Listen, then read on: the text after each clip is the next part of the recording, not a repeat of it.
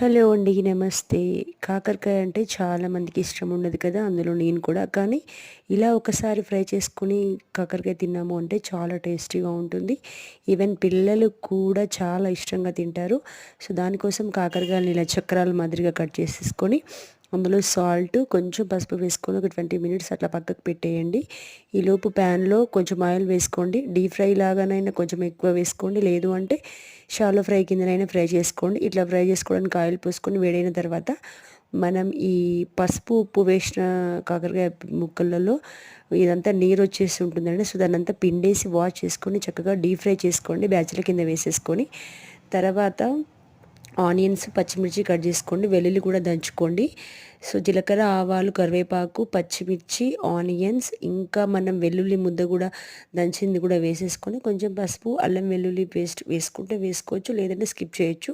వెల్లుల్లి వేసాం కాబట్టి.